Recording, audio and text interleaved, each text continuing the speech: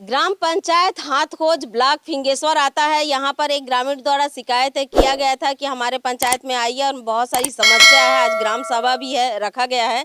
उस समस्या को आप उठाइए, ऐसा करके, यानी कि हम लोग की समस्या को सुनने वाला कोई नहीं है, ऐसा करके बताया जा रहा था। तो ग्रामीणों की शिकायत के इसमें से मैं आई हुई थी। यहाँ पर यादराम निषाद है। यादराम निषाद से भी हम पूछते हैं कि उसकी समस्या क्या है और जो बुलाया गया है। और सबसे बड़ी बात कि मैं पंचायत आके समाचार नहीं बनाती हूँ, ग्रामीण लेवल पे बनाती हूँ, ग्राउंड लेवल पर बनाती हूँ। जिसका घर जहाँ पर जो है हकीकत है वो दिखाते हुए बनाती हूँ। लेकिन यादराम का ये था कि मैं पंचायत के सामने ही समाचार बनवाऊंगा, इसलिए मुझे समाचार बनाने के लिए मुझे ग्राम पंचायत हाथखोज में आना पड़ा है। और यादराम से हम पूछते हैं कि क्या समस्या है, बताओ। हाँ मैं मेरे को ये समस्या है, मेरे घर में कोई नहीं है। 2 साल से मेरे घर में ना वो इंदिरावास का कुछ नहीं मिला मेरे को, मेरे बाप का मृत्यु प्रमाण पत्र नहीं मिले को।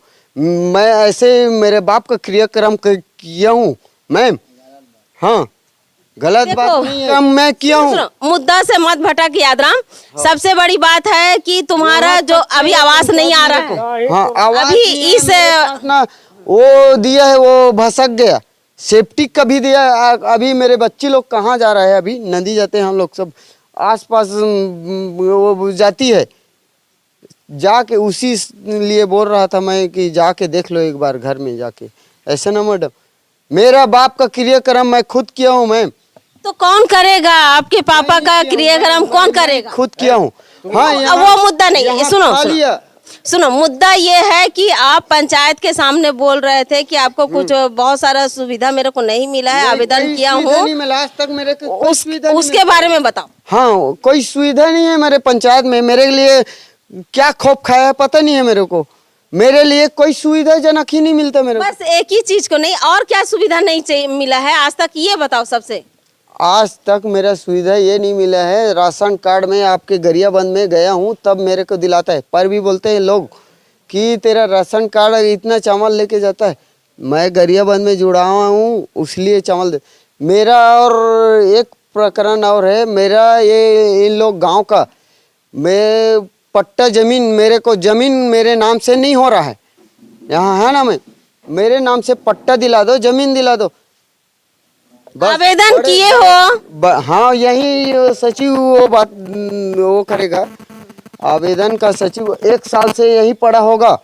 आप ये बताइए कि ये जब बोल रहे हैं क्या ये हकीकत है? मैं नहीं जाना मैडम, वो क्या बोला तेला ते नहीं जाना था। अच्छा,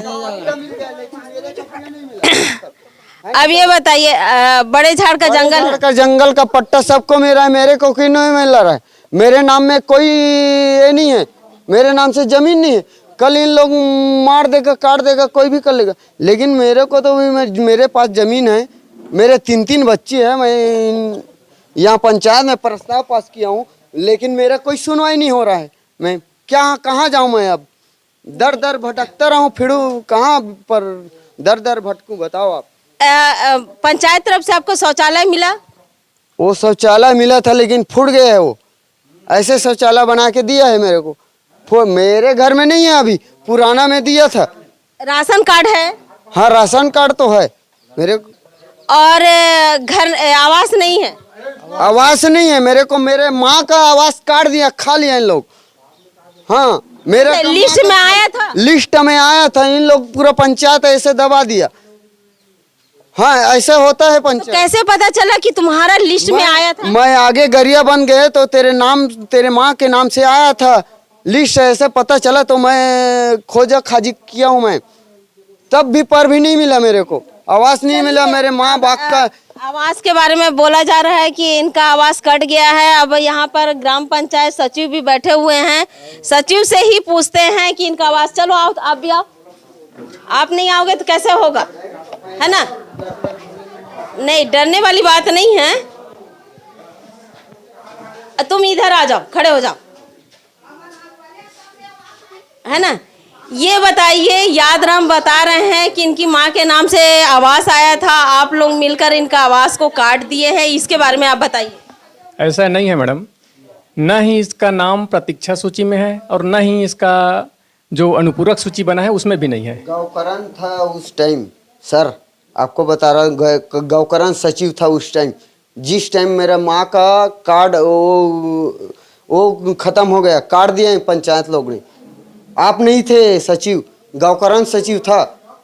आप देख लो, लिस्ट देख लो ना भाई, मैं झूठ बोल रहा हूँ तो आप देख लो।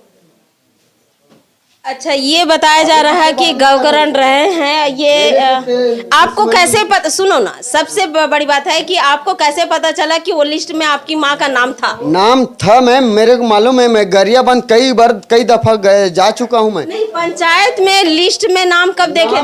नाम देखा हूँ मैं, लिस्ट में नाम देखा हूँ, लेकिन लिस्ट में काट दिया मेरा नाम, मेरा माँ का नाम काट दिया। मैं वहाँ से दर बरद भटका हूँ। सबसे ये बताइए सचिव जी, क्योंकि ये आवास के बारे में ज़्यादा जानकारी आप लोग को है, ग्रामीण स्तर पर है, तो ये बताइए कि जो आवास का आने का प्रक्रिया कैसा था? क्योंकि अभी तो बंद है, अभी तो नहीं आ रहा है, अभी बंद है, तो अभी तो हम नहीं बोल सकते हैं कि अभी क्यों नहीं आ रहा है। क्योंकि मैं मीडिया से हूँ, मैं इसलिए पारदर्शिता के साथ में मैं पूछ रही हूँ सचिव जी से कि यहाँ पर जो आवास पहले भी आया होगा, कितना आवास आया आपके यहाँ? यहाँ लगभग 90% बन चुका है मैडम आवास। जो प्रतीक्षा सूची में नाम था उसका 90% आवास बन चुका है। और इसका प्रक्रिया ये था कि 2011 के जनगणना के अनुसार 1 रूम कच्चा मकान, 2 रूम कच्चा मकान, इसको ग्राम सभा में सत्यापन किया गया है, उसी से सूची निकला है प्रतीक्षा सूची। तो शायद इसका जो दोषारोपण है ये हो सकता है कि पक्का मकान होने के कारण काट दिया होगा, ये हो सकता है। उस समय तो मैं नहीं था, 26 जून 2019 को मैं प्रभार लिया हूँ ग्राम पंचायत हथखोज में। जी देखिए, ये आरोप लगाया गया है और ये रुकिए, हाँ, ये आरोप लगाया गया है यादराम से, तो हम ये चाहते हैं कि निष्पक्ष होकर आप ये जो है ग्राम सभा में देख लीजिए कि आप लोग का जो सूची है, जो आवास की सूची बनाई गई थी पहले, और उस सूची में उसका नाम है या नहीं है, और रहा भी होगा तो किस कारण से उसको अपात्र कर दिया गया है, उसकी जानकारी उनको बिल्कुल बाकायदा एक इसमें दे दीजिए। क्योंकि देखिए, विवादित इसलिए होता है, ग्राम पंचायत में सबसे बड़े विवादित छोटी छोटी बात से होता है, कोई बहुत बड़ी बात समस्या नहीं रहता है। छोटी सी समस्या इसलिए रहता है क्योंकि गरीब है, गरीब होने से कुछ उनके आशाएं रहता है कि गरीब हूं मैं, तो गरीब होने के कारण मुझे कुछ लाभ दिया जाए। शासन का जो योजना आया है, उस शासन के योजना के अंतर्गत मैं पात्रता हूं, तो पात्रता हूं तो कम से कम उस पात्रता के तहत में लाभ दिया जाए, ये आशा रहता है। और सबसे बड़ी बात ये है कि जो ग्राम पंचायत नहीं, पहले सर्वे सूची जो 2011 और 2000 के किसमें था, 2-3 था। सबसे बड़ी बात है 2-3 और 2011। तो आप ये बताओ, सबसे चुपिए रुकिए, आप ये बताओ कि आप कितने साल से यहाँ पे निवासित हो? मैं 35 साल मेरा उम्र है मैम अभी। मेरे जब और अब आप जोड़ लो कि मैं बचपन से यहीं पर हूँ। मेरा अच्छा, यहाँ से आपके तीन लड़की है मेरा। हाँ, लड़की का नाम नहीं, ये बताओ आपके पिताजी का नाम क्या है? लक्ष्मण निषाद देख लो। मेरे माँ का नाम है उर्मिला निषाद के नाम से आया। सुनो, उतने जो पूछ रही हूँ उतने ही का जवाब दो, ठीक है? आपके दादाजी कहाँ थे? यहीं पर थे मैम, यहीं थे।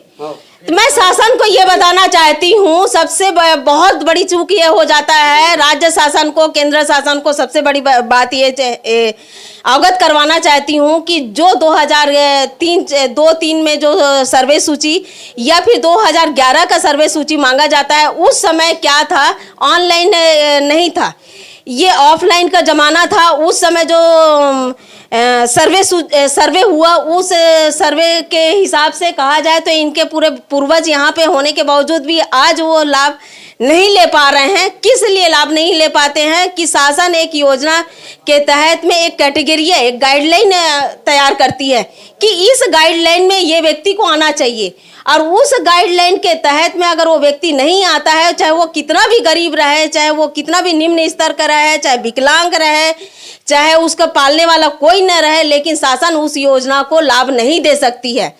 तो इसलिए मैं शासन से प्रशासन से मेरे जो धरोहर संदेश से समाचार के माध्यम से वीडियो को जो समाचार को देखते हैं उसको ये अवगत करवाए कि कम से कम फिर से पुनः सर्वे किया जाए, क्योंकि जो सर्वे पहले किया गया था वो आज के दिनांक में उस सर्वे के तहत में वो कैटेगरिया नहीं आता है। जो पहले गरीब था आज उसकी ऊंची अच्छे स्तर हो गए हैं, जो पहले अमीर था वो आज गरीब हो गया है।